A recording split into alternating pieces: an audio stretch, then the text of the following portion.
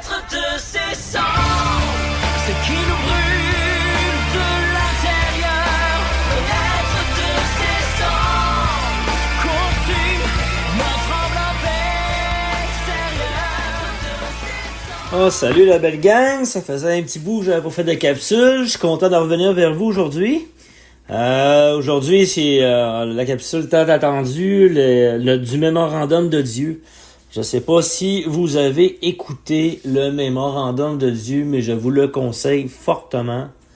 C'est très, très, très inspirant et ça dit, il y a des clés dans ça qui débloquent. Quand on est bloqué quelque part, ça peut susciter un nouveau départ, des nouvelles prises de conscience. C'est très, très, très révélateur. Et je vous le conseille très, très, très fortement. Pourquoi? Bon, le mémorandum de Dieu, c'est vraiment quelqu'un qui aurait vraiment canalisé l'Esprit de Dieu pour écrire ce livre, qui, dans le fond, aussi est devenu un livre audio. Ça se trouve très facilement sur YouTube. Vous allez pouvoir le trouver très facilement. Et c'est comme si Dieu nous parlait à nous directement. C'est vraiment très inspirant. Puis c'est pas quelque chose de religieux. Vous devez comprendre que c'est pas... Peu importe la religion dans laquelle on est, ça fonctionne pareil. Qu'est-ce que je vais vous partager par rapport au mémorandum de Dieu, parce que je trouvais que c'était important, puis c'était directement en lien avec l'état de grâce que j'ai partagé dans l'autre capsule, dans la capsule précédente. C'est dans le fond les clés qui nous assurent le succès dans la vie. Les clés du succès. Les 5 clés du succès selon le mémorandum de Dieu de Don Miguel Ruiz. Ces 5 clés-là sont importantes dans un cheminement spirituel pour pouvoir justement vivre notre vie vers un idéal de vie beaucoup plus grand, beaucoup plus spirituel. Ce sont 5 clés à suivre au quotidien qui vont permettre de nous garder notre énergie vitale aussi, un peu comme les 5 accords Toltec, mais c'est des principes qui vont nous assurer le succès de nos projets, les succès dans notre travail, peu importe où ce qu'on est, dans le service qu'on donne aux autres, dans l'amour qu'on projette, dans notre énergie qu'on donne aux autres et qu'on reçoit aussi par nous. C'est vraiment 5 clés qui nous assurent vraiment du bonheur, puis de l'amour, de la compassion envers nous-mêmes, puis de la fierté. Ça débloque vraiment toute cette vie qu'on aspire à avoir dans la vie. C'est quoi ces 5 clés-là? Dans un, je vous incite vraiment à aller écouter le mémorandum de Dieu. Il les explique beaucoup plus en détail. Je vais rentrer dedans un par un, mais ces principes-là sont très puissants. Le premier, qui est « Compte tes bénédictions », qui est directement en lien avec l'état de grâce que j'ai partagé dans une autre capsule. Compte tes bénédictions au quotidien. Qu'est-ce que ça fait en réalité? C'est que plus on va se mettre dans un état de grâce, plus on va, dans le fond, entrer dans cet état de grâce, de compter ses bénédictions, de pouvoir, à chaque jour, de le pratiquer, à chaque jour, de voir tout ce qu'on a et non ce qui nous manque, de changer notre perception, de grimper notre énergie de gratitude au quotidien, comme je l'ai expliqué dans l'état de grâce. Ce principe-là devient tellement puissant que On devient en état de grâce, puis il y a des synchronicités qui apparaissent par la suite. Fait que commencer par reconnaître et apprécier ce que l'on a déjà dans la vie est essentiel. C'est vraiment essentiel pour pouvoir augmenter notre énergie et s'attirer aussi d'autres bénédictions. Puis dans le mémorandum de Dieu, il va vraiment dans le basic, là. C'est quoi tes bénédictions? C'est quoi tes premières bénédictions? La bénédiction, c'est que tu peux respirer, tu peux voir, tu peux goûter, tu peux marcher, tu peux te tenir droit, tu peux expérimenter la vie. Ce sont tous des bénédictions qu'on prend pour acquis, mais pourtant que certaines personnes dans la vie n'ont pas, mais qui réussissent à trouver le bonheur pareil. On s'entend qu'on parle des aveugles, on parle des handicapés, peu importe ce qui peut vous avoir arrivé, c'est pas nécessairement une fatalité, c'est juste que il y a toujours un moyen de compter ses bénédictions, peu importe ce que c'est. Que ça soit basique, vraiment basique. Quelqu'un qui est aveugle, il peut avoir la gratitude d'avoir de l'aide alentour de lui, qui l'aide à faire son épicerie, ou quelqu'un qui s'occupe de lui à la maison. Tu sais, ça peut être n'importe quoi. L'important, c'est de compter ses bénédictions. Mais comme que dans le mémorandum de Dieu, la manière qu'il explique, c'est vraiment que ça commence par le baiser, c'est les yeux, tu peux voir, tu peux goûter, tu peux sentir. Ce sont tous des bénédictions qu'il faut remercier d'avoir. Parce qu'on le prend pour acquis, mais on ne sait jamais du jour au lendemain qu'est-ce qui peut arriver. Peut-être qu'on va perdre la vue, peut-être on marchera plus, on ne sait pas. Ou peut-être qu'on va tomber en maladie incurable, puis qu'on va mourir, puis on va tout perdre nos sens. On ne sait pas, on va peut-être pogner un cancer, on ne sait pas. L'important, c'est de vivre dans le moment présent et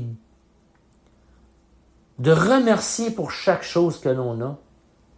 De remercier pour l'air qu'on respire. De remercier pour l'eau, l'abondance d'eau. Il y a des pays qui n'ont même pas d'eau, qui réussissent pas à boire, à étancher leur soif complètement. Il y en a qui meurent de soif, il y en a qui meurent de faim. Il existe de tout dans le monde. Mais nous, on prend pour acquis on a de l'eau en abondance, on a de la nourriture en abondance. Il faut remercier pour ces bienfaits, pour ne pas être dans la faim, pour avoir l'abondance qu'on a. Parce qu'on est dans l'abondance. Et croire l'inverse, c'est mettre l'accent sur les choses qui ne fonctionnent pas.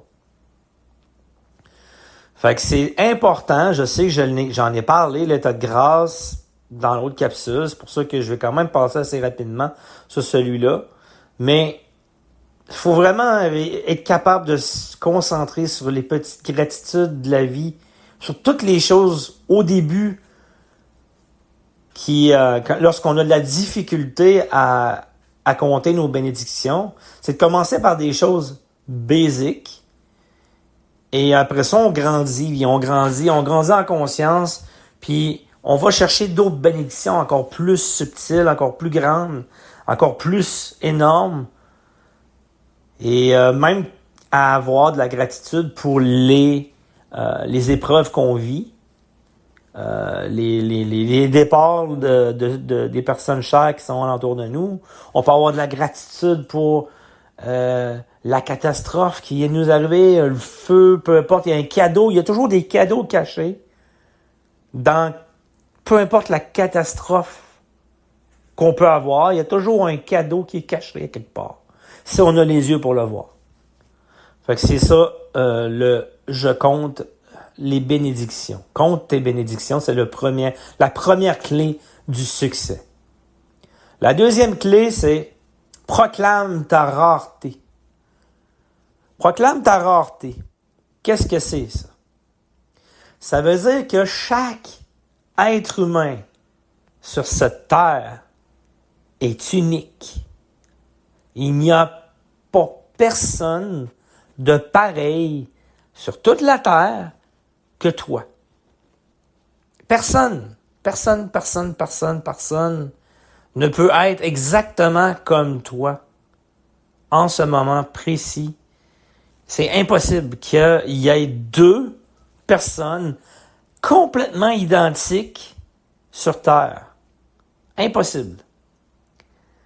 Il y a une unicité en chaque personne qui est propre à soi-même. Et cette unicité-là fait que le monde existe aujourd'hui comme qu'il est. Et que le monde a besoin de cette unicité-là qui t'appartient à toi. C'est un monde où c'est que chaque individu crée le monde dans lequel on vit. Et chaque individu a sa raison d'être. Il n'y a pas personne qui n'a pas sa raison d'être. Même Donald Trump a sa raison d'être. Même s'il met certaines personnes en résistance, il a sa raison d'être dans le grand plan divin. Chaque personne, même les tueurs, même les violeurs, peu importe la personne, chaque personne, puis on n'est pas assez intelligent pour comprendre le pourquoi du comment. Ça ne veut pas dire d'être d'accord avec ce que les gens font. Ça ne veut pas dire de ne pas protéger les gens qu'on aime de certaines personnes. C'est pas ça que ça veut dire. Ça veut dire que chaque situation qui nous arrive pour une raison précise. Puis qu'on n'est pas assez intelligent pour comprendre, en tant qu'être humain, les choses qui peuvent arriver dans notre vie. On n'est pas assez intelligent pour comprendre ça. L'important, c'est d'être dans l'accueil et l'acceptation de ces événements-là qui arrivent dans nos vies, de comprendre que ça a sa raison d'être, puis que chaque individu a sa raison d'être, comme chaque flocon de neige est différent, chaque être humain est différent. Il n'y en a pas un pareil comme l'autre. Tous sont différents au niveau de l'énergie, au niveau des schémas qu'on a, au niveau de notre compréhension de la vie, au niveau de notre clarté intellectuelle, peu importe. On a tous une unicité, on a tous des dons particuliers, quelque chose qui sort de l'ordinaire, qui nous appartient à nous, chacun de nous. Et il faut justement proclamer cette rareté-là qui est nôtre et la donner aux autres, la propulser vers les autres. C'est célébrer ce qui nous distingue des autres, notre propre valeur, nos talents particuliers. Ne pas avoir peur de se montrer tel que l'on est. Arrêtez de vouloir être quelqu'un d'autre. Arrêtez de vouloir se comparer aux autres parce qu'on pense que l'autre est meilleur que nous. Arrêtez de penser que les autres peuvent être meilleurs. C'est impossible. Chaque personne a sa propre utilité. Chaque personne. Il n'y en a pas un qui n'a pas d'utilité dans ce monde. Personne. Ça sert à l'évolution spirituelle de chaque personne. Chaque personne apporte quelque chose à une autre personne. Puis, souvent, on banalise notre impact dans le monde. On banalise le fait que si on pose une action précise, si on pose une action particulière, que ça n'aura pas d'impact dans la vie des gens qui nous entourent. Toutes les actions que l'on fait ont une résonance avec notre environnement extérieur, que ce soit les gens qui nous entourent, que ce soit l'énergie alentour de nous, de notre maison, peu importe, toutes les actions qu'on peut faire ont une importance et une utilité. Et oui, il n'y a rien qui arrive par hasard. Tout est en parfaite symbiose dans l'univers. Il n'y a rien qui est dissonant. Il n'y a rien qui n'est pas Dieu. Il n'y a rien qui n'est pas la vie. Il n'y a rien qui n'est pas vous. Vous êtes ce que vous voyez à l'extérieur de vous, tout votre environnement, vous êtes le résultat de ce que vous voyez alentour de vous. En réalité, quand vous regardez alentour de vous, c'est votre propre reflet que vous regardez. Vous voyez tel que vous êtes avec l'énergie que vous avez, puis c'est toute la résultante de qui vous êtes en réalité. Fait que chaque personne a son utilité pour nous, parce que chaque personne nous apporte quelque chose dans notre vie. Que ce soit, des fois, on peut être en colère pour les autres, mais ça va nous faire comprendre notre posture n'est pas adéquate. Et on a à apprendre des autres, même s'ils nous mettent en colère, même s'ils nous font réagir. Chaque personne a sa propre utilité. Peu importe la manière qu'elle est dans la vie, elle a son utilité pour nous faire réfléchir et avancer dans la vie. Alors, ce principe-là est très, très, très puissant aussi dans le sens que lorsque tu te connais, que tu connais ta valeur, que tu t'affirmes tel que tu es, et que tu es capable de faire face aux critiques des autres, que tu es capable de voir le cadeau en arrière de ces critiques, qui te permet justement de t'affirmer encore plus davantage, de pouvoir être qui tu es vraiment, sans avoir peur de te faire juger. Plus que tu vas proclamer ta rareté, plus que tu vas le faire dans le monde, et plus que tu vas être dans le succès, plus que tu vas réussir ta vie. Alors c'est ça le principe de proclame ta rareté. Le troisième clé du succès, c'est fais 1 kilomètre de plus. Faire 1 kilomètre de plus, c'est quoi? Ben, ça te dit, là. C'est quoi faire 1 kilomètre de plus? Quand tu es dans un marathon, puis que, tu arrives à, je sais pas moi, 10 kilomètres, puis il faut que tu en fasses 20. J'ai dit, OK, on va faire 1 kilomètre de plus. On va faire un autre kilomètre de plus pour arriver jusqu'à l'arrivée. On va en faire un de plus. On va en faire un de plus. Jusqu'à temps que, j'ai réussi à faire ma course. Bon, OK, finalement, le prochain coup, je vais faire un marathon avec encore plus de kilomètres. Je vais faire un 30 kilomètres de course. Fait que c'est toujours tendance à vouloir améliorer ce qui nous est demandé, en fait. C'est aller au-delà des attentes que les autres pourraient avoir envers nous. Faire toujours un effort supplémentaire dans ce que l'on entreprend. Peu importe que ce soit un projet qui nous tient à cœur, que ce soit un livre, que ce soit n'importe quoi. Un travail, au travail, c'est toujours d'en faire plus que qu'est-ce que notre boss demande de faire. C'est toujours être au-delà des attentes. OK, tu me donnes ça, ben moi je vais te donner ça. Toi, tu me demandes ça, moi je vais te donner ça. T'en donnes tout le temps un peu plus. Ça, ce que ça fait, là, ça fait que les personnes vont vouloir encore faire affaire avec toi.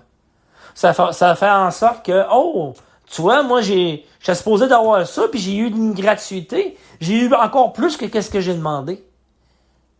Ça, c'est tellement, mais tellement important. Quand tu construis ta business, quand tu construis, peu importe, avec les autres, que tu es en co-création avec les autres, puis qu'on te demande une tâche, de faire une tâche, puis t'en fais plus.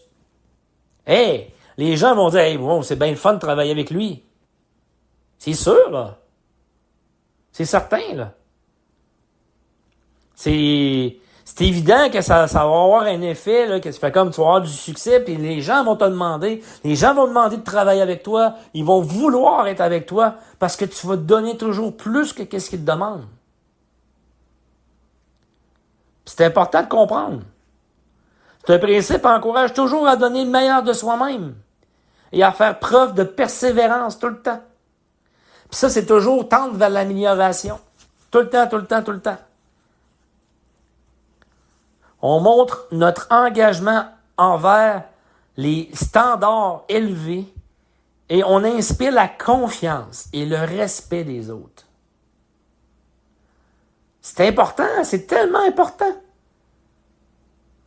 Faut vraiment le pratiquer jour après jour. Tous ces principes-là, si vous le pratiquez jour après jour, vous allez avoir du succès, c'est certain. Si vous appliquez ces principes-là pour monter votre business, pour faire peu importe ce que vous avez à faire dans la vie, vous allez avoir du succès, c'est certain. Que ce soit pour faire des examens mathématiques, pour faire des examens pour l'école, peu importe. On vous demande d'étudier ça, vous en faites encore plus. Vous en étudiez encore plus. C'est sûr que vous allez avoir plus de succès. On vous demande d'apprendre ça par cœur, vous l'apprenez comme sur le bout des doigts. C'est tout le temps, ça s'applique à tout dans la vie. En faisant 1 kilomètre de plus, on s'assure vraiment d'être dans les bonnes grâces de toutes les personnes qui nous entourent.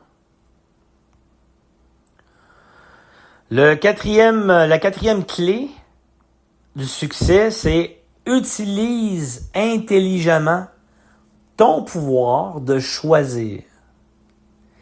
Utilise intelligemment ton pouvoir de choisir. De choisir quoi? De choisir tes pensées sur lesquelles tu vas mettre ton attention. Tu vas-tu mettre ton attention sur ce qui fonctionne pas? Tu vas mettre ton attention sur ce qui fonctionne dans la vie. Sur tes avancées. Tu vas-tu mettre l'attention sur le fait que tu as échoué la première fois ou que tu vas tomber dans la réalisation d'un de tes projets que tu n'as pas réussi? Ou tu vas mettre l'accent sur « OK, j'ai appris de cette situation-là, maintenant, je peux faire mieux. Maintenant, je vois les avancées que je peux faire. J'ai appris de ça. Je suis allé chercher des cadeaux par rapport à la dernière fois que j'ai tombé.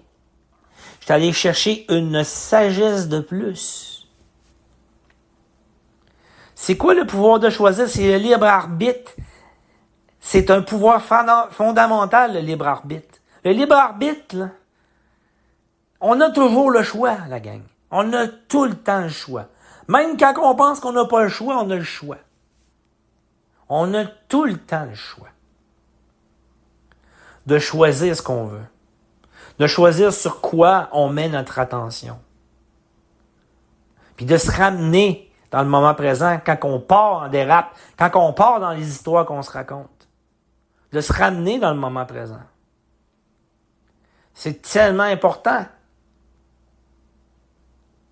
Il faut qu'on prenne conscience des décisions que l'on prend. Puis il faut les aligner, ces décisions-là, avec nos valeurs profondes. C'est quoi tes valeurs, premièrement? Tu sais-tu c'est quoi tes valeurs?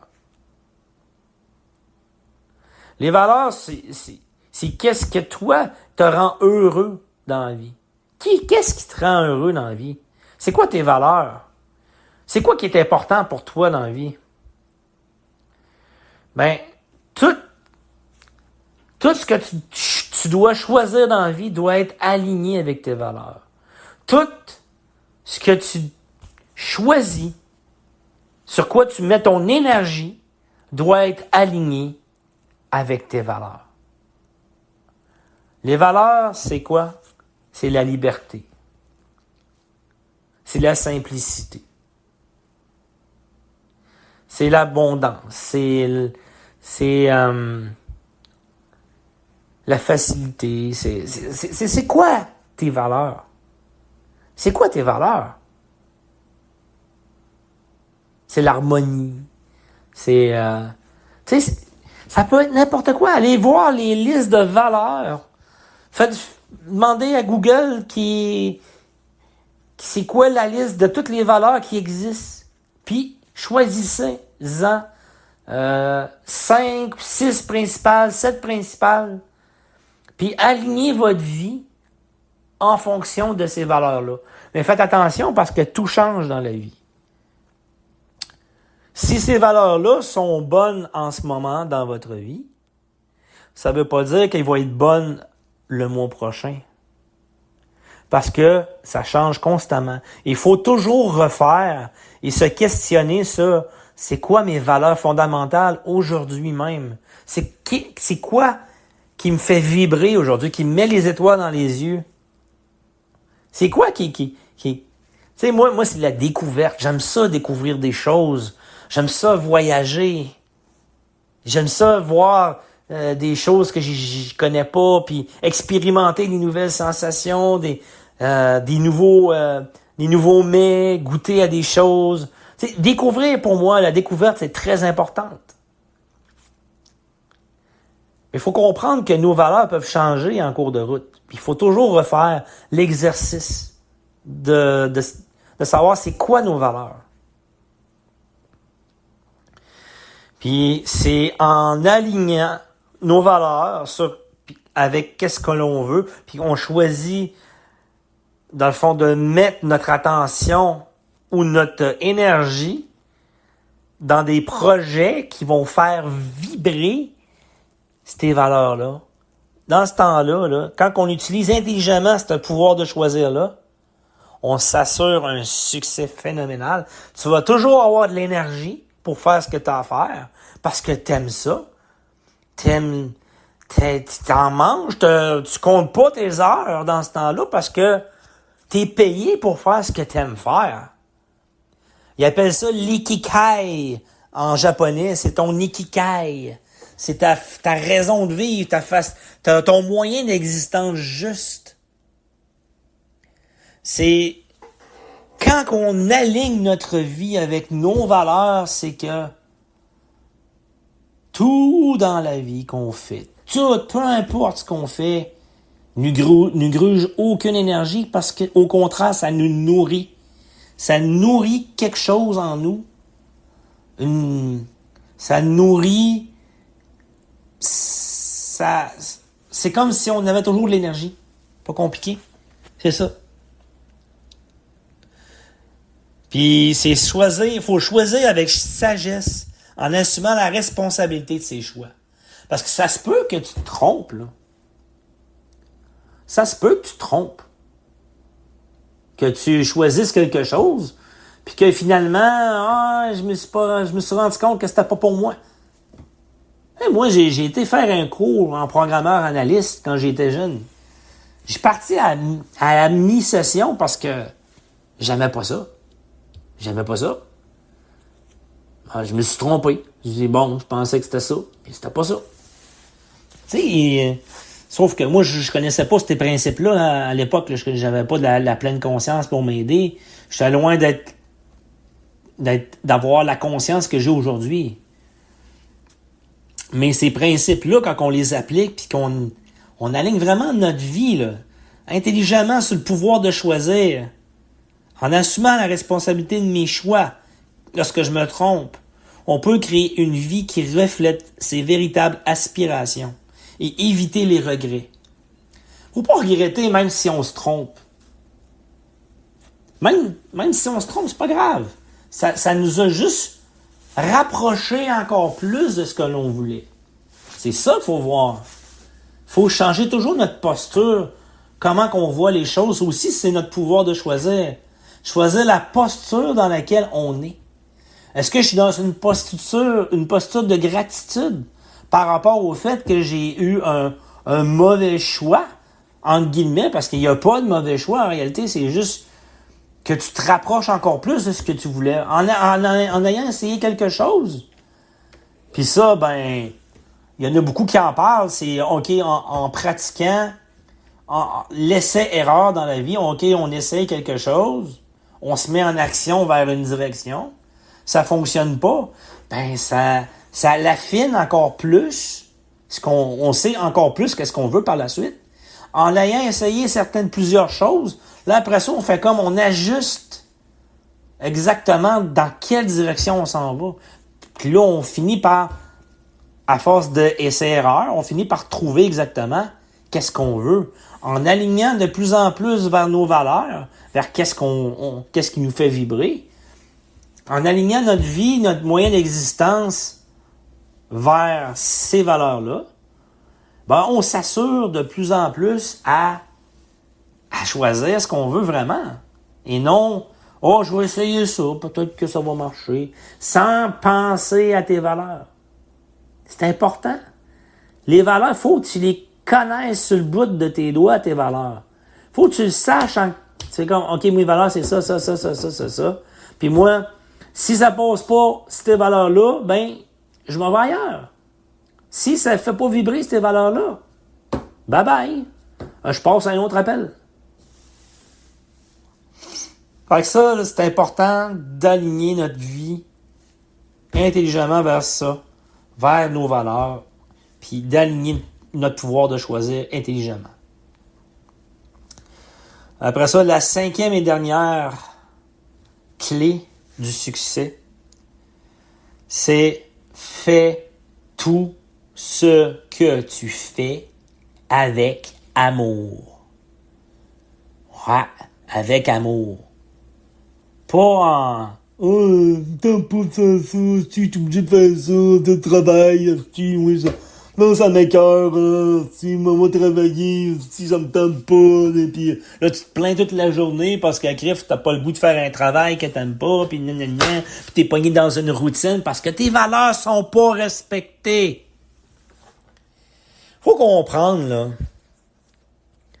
que avant de quitter un emploi, là, tu t'es rendu compte, OK, au bout d'un certain temps, que c'était pas ça que tu voulais. Tu voulais pas faire tel ou tel travail, ou tu voulais pas faire telle ou telle activité. Ça sert à rien de continuer à te plaindre toute la journée.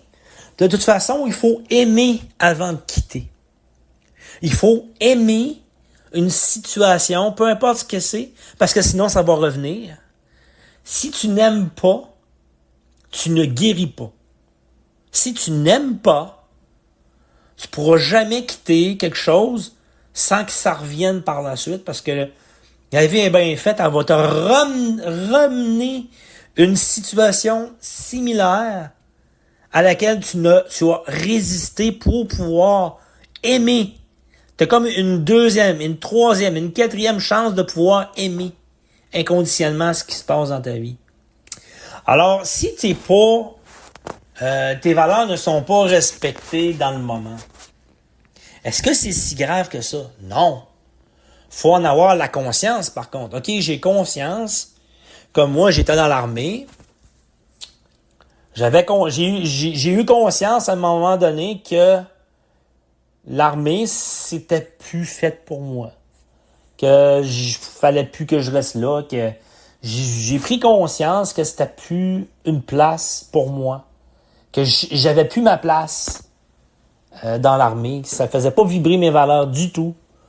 Que j'étais complètement à côté de la traque par rapport à mes valeurs. Mais est-ce que j'ai quitté en sauvage? Je veux dire, je crisse mon camp, je veux rien savoir? Non. Non, j'ai aimé avant de quitter la place.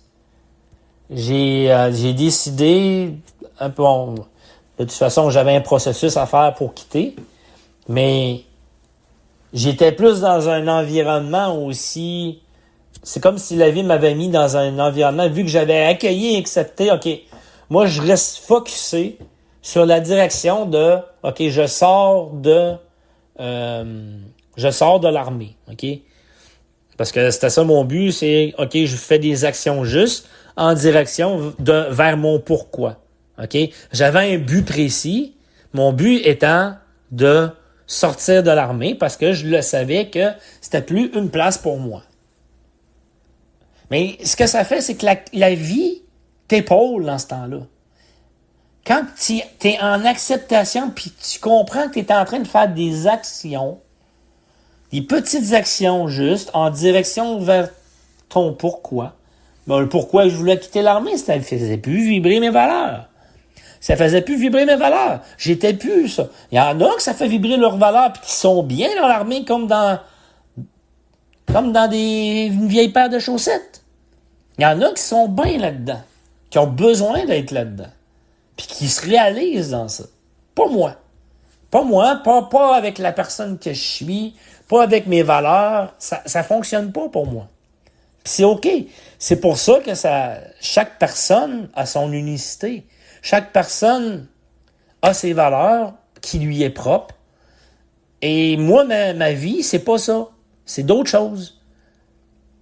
Fait que c'était pas ça pour moi. Fait que ce que j'ai fait, c'est que j'ai fait des actions justes, puis j'étais focusé vers la direction que je m'en allais. Puis ça, c'était mon pouvoir de choisir intelligemment sur quoi je m'en allais. Mais je faisais tout ce que je faisais avec amour. Toutes les choses que je faisais pour mon boss, les affaires, tout était bien fait. Il n'y avait rien à dire sur mon travail. Je le faisais avec amour, je le faisais, puis en étant heureux parce que je me rapprochais de jour en jour, jour après jour, je me rapprochais de mon but, qui était de sortir de l'armée. Fait que je restais focusé sur cette idée-là de, OK, il y a quelque chose de mieux qui s'en vient pour moi, il y a quelque chose de meilleur qui s'en vient pour moi, car je vais sortir de l'armée, éventuellement. Fait que, en ayant ce mindset-là, j'étais capable de faire abstraction que, bon, mes valeurs n'étaient pas répondues dans l'armée pour l'instant. Mes valeurs ne sont pas répondues, mais je savais qu'il y avait quelque chose de mieux qui s'en venait parce que je fais des actions pour ça. Parce que je me réalisais pareil à travers ça parce que je faisais des actions pour améliorer mon sort, pour améliorer ma qualité de vie. Puis c'est ce que j'ai fait, j'ai bâti ça jour après jour, puis j'ai bâti le pourquoi je m'en allais de l'armée, puis ci, puis ça, puis j'ai fait toutes les actions jusqu'à la libération des Forces armées canadiennes. Fait que c'est ça, en réalité. Puis je le faisais avec amour. Je le faisais par amour pour moi aussi. Par amour pour mes valeurs qui me sont propres. Et je le faisais... Faut faire les choses d'abord et avant tout pour soi. Faut les faire pour soi. Et ensuite, lorsqu'on est tellement nourri par nous, on peut le faire pour les autres aussi. Mais il faut que ça parte de nous. Ça part de soi. Quand on fait les choses avec amour, les autres alentours le voient, le sentent. C'est le fun, de travailler avec la personne parce que la personne est compétente, elle est enjouée, elle est toujours de bonne humeur parce qu'elle fait les choses avec amour. Elle est pas dans une plainte, elle est pas dans un... Tout le temps, oh, moi, tu travailles, je t'ai curé, pis là, si j'ai du sorte de crisser mon camp ici, tabarnak, Je dis pas que je tombais pas des fois là-dedans, mais je restais pas là-dedans. Faut comprendre qu'on peut tomber, on est des humains, là. On est des humains, on n'est pas parfait, là. On tend vers une direction. Des fois, on tombe, il faut réajuster le tir, on se ramène sur la traque. Puis ça arrive de tomber, ça arrive là que je tombe dans une espèce de je t'ai écœuré de ma vie, je t'ai écœuré de ce qui se passe dans mon couple, ou je t'ai écœuré, peu importe si la situation, ça peut arriver. Il faut comprendre que ça donne rien de rester là-dedans dans un ruminage. Parce que tout ce que tu vas attirer vers toi, c'est encore plus de merde dans ta vie. Alors que si tu fais les choses avec amour, puis que tu en nourrissant les bénédictions au quotidien, en faisant toutes les clés du succès, puis en le pratiquant jour après jour, ben on réussit aussi beaucoup plus facilement à faire les choses avec amour. Parce qu'on a de l'énergie à revendre. On cultive cette énergie-là. On la cultive en soi, pas des autres. C'est pas les autres qui nous donnent l'énergie. C'est nous qui nous donnons de l'énergie à nous-mêmes en faisant ça. En cultivant ces 5 clés-là. Et aussi les accords Toltec, à prendre en considération, comprendre que notre énergie vitale, avec les vases que j'ai expliqué aussi, quand ils sont remplis, qu'on est dans un état de grâce, puis l'état de grâce nous amène les synchronicités, puis c'est comme si la vie nous portait, littéralement. Il nous amenait vers la direction qu'on voulait. Mais c'est quand on choisit intelligemment notre pouvoir de choisir. Puis il faut pas oublier là, que ces 5 clés-là, ils ont été données par Dieu, supposément. Ou par une conscience élevée. Appelez ça comme vous voulez. Par une conscience divine. Mais Mais ça fait sens quand tu y penses, là. Ça fait beaucoup de sens. Quand on voit ces 5 clés-là, là, quand on en prend conscience, c'est vrai là, que ça ne peut qu'amener du succès. Là. Quelqu'un qui agit de même à tous les jours, là, pensez-y. Là. Croyez-moi pas sur parole ou croyez pas le mémorandum de Dieu, pis ci pis ça, mais allez tester. Allez tester. Testez-le. Faites-le jour après jour. Faites ces exercices-là. Cultivez-le. Puis regardez, après ça, l'effet dans votre vie. On est en laboratoire. On fait des tests. On se trompe. On réajuste. Il n'y a rien de grave. La posture, la gang. La posture est tellement importante. Ayez toujours la posture de grâce, de gratitude, de chercher le cadeau dans les épreuves. Tout le temps.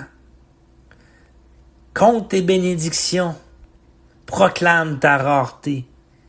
Fais 1 kilomètre de plus. Utilise intelligemment ton pouvoir de choisir. Et fais tout avec amour. Ces 5 principes-là, là, c'est des fondations pour vivre une vie pleine de sens et d'authenticité, la gang. Ça rappelle que le succès ne réside pas seulement dans les accomplissements matériels, mais dans la manière dont on aborde la vie, notre posture, la gang. Faut rester fidèle à soi-même. Puis faut construire notre vie en fonction de nos valeurs. Faut choisir avec sagesse notre direction vers où est-ce qu'on s'en va.